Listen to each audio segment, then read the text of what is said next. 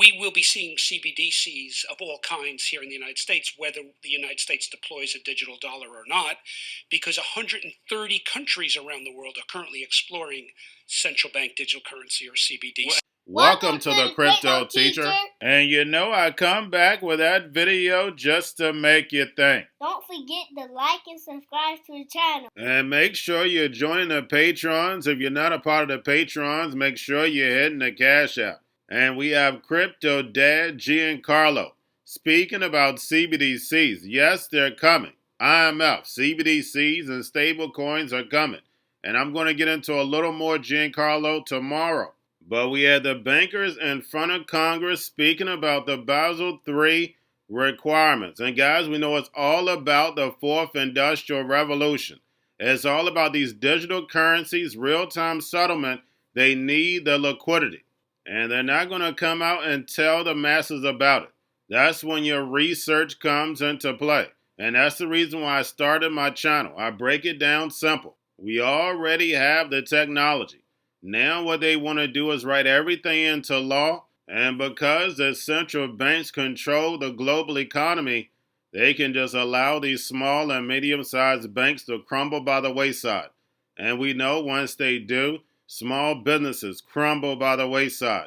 And we see unemployment rising. And again, we know mainstream media is not going to give us the real number, but we're seeing major employers coming out and saying that these positions, they're seeing a tenfold uptick on applicants. And as unemployment rises, we know the NWO is ready to bring in the machines. But at the same time, people still need money and they still need a place to stay. And that's where affordable homes come into play. That's where universal basic income comes into play. Remember, the NWO caused the problem, wait for the reaction, and run in with the solution. They have the free money and cheap housing. And as we can see, plenty of entertainment. We have betting all over the place. We know the gaming. Now you're going to have the metaverse. And we know the sheep are going to fall for it. And falling with America to Babylon 2.0, along with that world reserve currency. And they're going to be watching China, the dragon, rise with that digital yuan backed by that digital SDR. And remember, the crypto teacher told you, because he knows when it comes to the NWO, it's all planned out. You have a wonderful day. Community banks. Wyoming and other rural states rely on small community banks, and while the capital requirements apply to the systemically important banks, I would like to know if there are additional impacts on smaller community banks and their customers. So I'll address the question to Mr. Diamond and then ask anybody else who wants to take a swing at this to weigh in as well. So thank you, Senator. I think the smaller community banks would say they're not directly affected by this, but since a lot of us up here bank those banks, we bank their retirement funds, we bank their cities, we bank other small businesses, we bank local schools, cities, states, hospitals, it will trickle down to higher costs to them in one way or the other. It also changes the competitive landscape. It may, in some ways, make it harder for them to compete with us, as opposed to less hard. Would anyone else like to take a swing at that one? Thank you. Americans interact with a financial institution through their banks, and they save, like, for kids' college education with mutual funds and protect their families with insurance. Can you explain why ultimately these changes will impact families planning for the future? So my question is, what are the impacts of Basel III on pensions, mutual funds, insurance companies, and other users of derivatives who hedge? Now, hedging in my industry, agriculture, is very important. So I'm interested in the implications for hedging and the other entities I mentioned. Perhaps, Ms. Frazier, would you address this? Yes, hedging plays a very important role for protecting against risk and helping mitigate risk, particularly when we're in very volatile times at the moment. It's important for providing stability and income flows. In commodity hedging is a critical piece for any farmer in America. So the increase in capital associated with the Basel III rule will have an impact on the cost of that hedging and potentially even the provision of that hedging. And as you say, it permeates many different parts of our economy and society. It's not just for the most sophisticated players. One of the most poorly thought out parts of Basel III is how public listings are used as a proxy for counterparty risk in derivatives, counterparty credit risk in derivatives. So it looks like this will harm at a minimum nearly 70 million households who invest in mutual funds. I'd like to know if you agree with my staff's concern and how we might address that. And this is for anyone who wishes to take it. Yes, sir. It's a very crude measure of risk and doesn't reflect the fact that some of the largest and most sophisticated companies in America are public. So it's just putting in one basket, saying that by definition, if you're not public, and if you look at the trends, in fact, fewer and fewer companies are public these days. That's a whole different kind of debate that we can get into some other time, but it's a terribly crude measure. Do you know why they chose to make public versus private companies different and treat them different in terms of using them as a proxy for counterparty credit risk in derivatives? Anyone? Well, we don't know either, so we're all in the dark. Okay, question. Why is it, and this again is for anyone who wishes to weigh in, why is it so important that the United States have a regulatory framework that allows our financial institutions to compete on the global stage? As we see the rise of China asserting the influence of the yuan all over the world, help me understand why we have to stay competitive.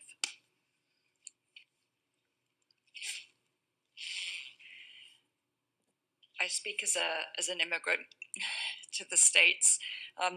America plays a critical role around the world in terms of supporting supply chains, in terms of the risk management tools it provides, the stability it provides to populations all over the world. The investment flows, we account for over 50% of all of the capital activity and investment activity in the world. That is a strategic asset for America. It's something we should be incredibly proud of, and it's something that we need to defend. I'm going to ask a question about, can you achieve the increased capital requirements? My question is, can you achieve the increased capital requirements without negative consequences to the economy and to lending? Senator, we do have concerns that some of the items in the proposal will lead us to either increase the price or to reduce the amount that we lend. There's a chart in the NPR that looks deceivingly simple. It says, here's the RWA before the proposal, and here's the RWA after proposal. It says 24% increase. That is a reduction in the capacity of this industry to serve its clients. No questions asked. The capital that could have been used to create those additional RWA incremental has to be used to sustain the same activities we have today with no risk from the day before to the day after and what the enterprise does. That's the point we're trying to make, is that this is about using our capital, whether we have it or not, and whether we have it to meet the new requirements to support additional activity, not the old activity, which doesn't help the American economy. Thank you. One of the frustrations you hear from this group up here is this question should have asked before it went out. There's no question. We have to hold 30% more capital than international banks in the United States of America for every loan.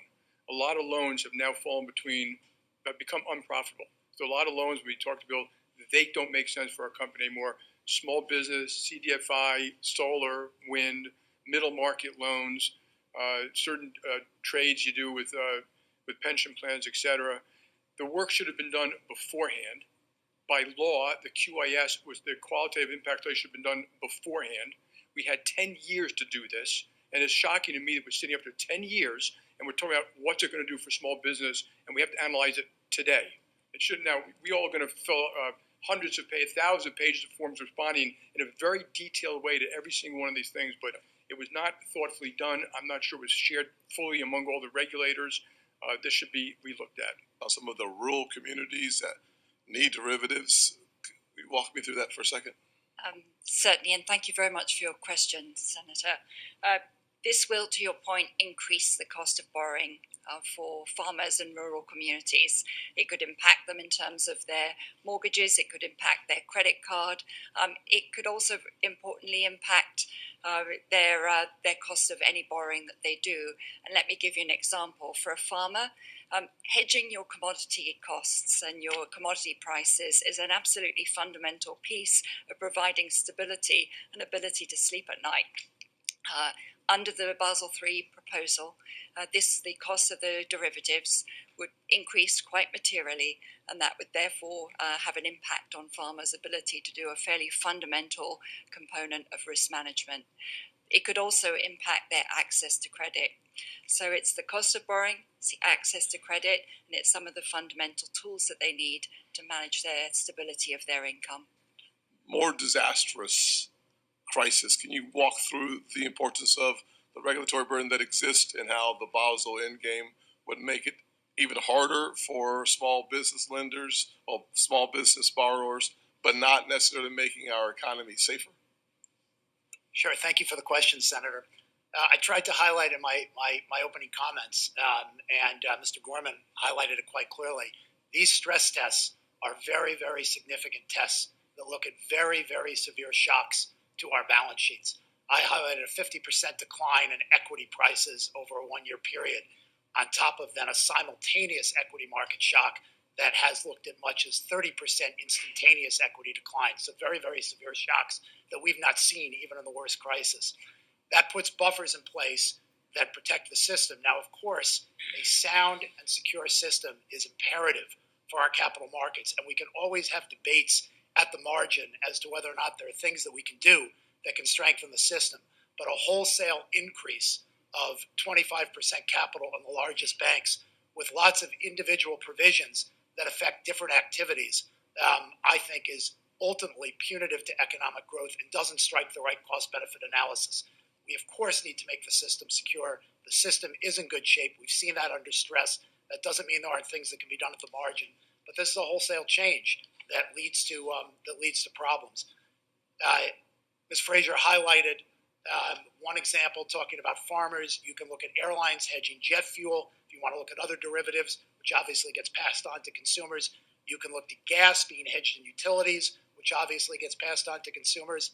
And then you can look at other transactions. There's a provision under the rule called SFT, which allows institutions like ours to borrow securities from pension plans and give them cash. That increases their returns. It allows them to use their assets to increase the returns. Capital would increase by 8 times for those types of transactions, which would make them unattractive and therefore would diminish the ability for pensions to access that tool to increase the returns. Including some of the banks in this room. Mr. Diamond, how much money has J.P. Morgan Chase returned to customers in the form of redresses and payments at the direction of CFPB? I don't know the number. Let me help you. $360 million. Mr. Moynihan, same question. I don't know the number specifically. $819 million. Ms. Fraser? I don't know the number either, Senator. $1 billion. Mr. Scharf? I don't know the number, Senator. Well, it's over $2 billion. So, from just the 4 of you, that's over $4 billion. It's amazing you don't know the number, because they're not small in nature. Over $4 billion returned to hardworking consumers in the past dozen years. And yet, this critical agency is under constant attack by my Republican colleagues. A lawsuit before the Supreme Court is threatening its very existence. And time again, we've seen why the CFPB is so necessary and why I intend to continue to fight for it. Otherwise, that would have been $4 billion out of the pockets of U.S. consumers. Now, while some banks have either decreased or eliminated overdraft fees altogether, In large part due to increased scrutiny and oversight, banks still collected an estimated $7.7 billion in 2022 in overdraft and non-sufficient fund fees. Ms. Fraser, your bank eliminated overdraft fees last year, isn't that correct? Yes, Senator. Is it fair to say that Citi is still a profitable bank? Yes, Senator. Did overdraft fees upend your business model? No, Senator, we work hard to protect our customers and make sure that they don't fall into overdraft. Now, the rest of the banks here that have retail operations continue, to my knowledge, to charge overdraft fees. Mr. Moynihan, Mr. Scharf, Mr. Diamond, you're all aware that Black and Hispanic households disproportionately incur overdraft and NSF fees, correct? Do you know that? Yes or no? Okay, could you give me a verbal answer, please? I believe so. If that's your statistic, I don't have any reason to challenge it. Same for me. Well, the reality is that, again, it's amazing you don't know that. Study after study have shown that the answer is yes to that question. So I suggest you call Ms. Fraser after this hearing to figure out how you can still be able to eliminate the fees in its entirety and still run a profitable bank. Charging the fees is a choice, one that disproportionately harms Black and brown communities, and it's something that you could do that would change the course of events for a significant part of the consumer base. Going to a different economy, and we're going to be learning more about that as we go, but clearly we're learning that things can be done from remote locations. We're learning that technology can replace people even more than we thought. We're not going back to the same economy. We're recovering, but to a different economy, and it'll be one that is more leveraged to technology. And I worry that that is going to make it even more difficult than it was for many workers. In Silicon Valley, and my friends who work in technology know that what we did to the manufacturing workers, we are now going to do to the retail workers, the call center workers, the fast food workers, the truck drivers, and then even bookkeepers, accountants, insurance agents, lawyers, and on through the economy. So what happened to the manufacturing workers is a very clear sign. And so we'll import Chinese-based CBDC technology. So it's going to be CBDC in a box provided to you by the People's Bank of China. But every stock, every bond, every currency, every commodity, every piece of art, every private business, every piece of real estate will eventually be a token on a blockchain, an entry on a ledger, permanent and immutable. We will have truth instead of trust, and we will save over $7 trillion a year. 6 to 8% of global GDP is wasted by the friction of the trust industry that's necessary when you have dual entry accounting. With triple entry accounting, which is what a blockchain is, we get rid of all of that friction. It's a beautiful future. Like what you see in China and their social credit scoring systems, right? If we get identity wrong, it could be a tool to enslave humanity. And if we get it right, it could be a tool to liberate humanity. And as an American, I'm obviously rooting for the one that's on the side of freedom. Bitcoin is an international asset. And also, I do believe the role of crypto is, it's digitizing gold. I actually believe this technology is going to be very important. Look at it. We have been part of the huge revolution in investing through ETFs. We believe that ETFs will be changing the whole way we invest. Many people still use it as a means, people are investing it for indexing. No, the majority of people who are putting money in in ETFs are active investors that are buying exposure. The entire bond market is being transformed as we talk right now. I believe the next generation for markets, the next generation for securities will be tokenization of securities. And if we can have that distributed ledger that we know every beneficial owner, every beneficial seller, we all have our code of who's buying, who's selling, instantaneous settlement. And think about it, it changes the whole ecosystem. Chinese bank ICBC has been hit by a ransomware attack, and the U.S. Treasury market, as a result of that, has been disrupted. This, according to the Financial Times. We're getting it more right now with Bloomberg's Shonali Bassick. Shonali, what do we know? Listen, we have the Financial Times now reporting that ICBC, one of China's largest banks here, was hit with a ransomware attack. And remember, they're a very significant intermediary in the Treasury market. The SIFMA has told its members that this has been part of the reason here that the system is kind of clogged up, if you will, during that auction that we saw a little bit before. The attack had prevented ICBC, according to the Financial Times, from settling Treasury trades on behalf of other market participants. A large executive at a major bank also telling the paper that such a large party on the fixed income clearing corp creates major concerns, potentially impacting the liquidity of Treasury markets. Now, it was not just a poor auction.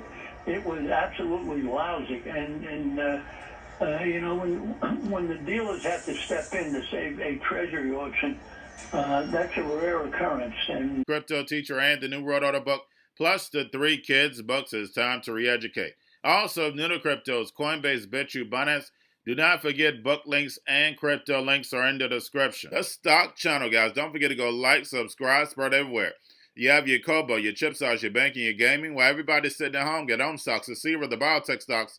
And while everybody's at home wishing, they were still getting that free money. What are they doing? Drinking and smoking weed. Don't forget about those stocks, and you have a wonderful day. The most powerful person in the world is the storyteller. The storyteller sets the vision, values, and agenda of an entire generation to come. Steve Jobs. And guys, you know I truly believe in this. When you look at the New World Order, they're the storytellers. And that's the reason why I wrote my New World Order book. But guys, now it's time to change the current generation. And I wrote 3 kids books. You know I love the Trinity because I understand the power that's in it. So I have 3 books. We have an opportunity to change the generation, to educate, not just me, but I want to show you that I take action on a daily basis. And I want you to take action on a daily basis. Whether it's your job, whether it's in your community, we have an opportunity right now to educate the masses. I posted this on my Twitter account. Please share, but this is a short clip of the 3 books. There's going to be a clothing line and action figures. Please get these books for your kids, nephews, cousins, friends, so therefore we can start the re-education now. Because as we see, the 4th Industrial Revolution foundation is definitely here. Robots, algorithms, drones, taking humanity out the picture. We have to re-educate. But let's get into the video. Part 1.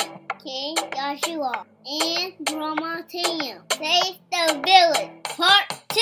King Joshua and Grandma Tam save New York from COVID-33. Part 3. King Joshua and Grandma Tam goes to China. It's mandatory to get part 1, part 2, and part 3 of this series. It's time to re-educate Generation Z.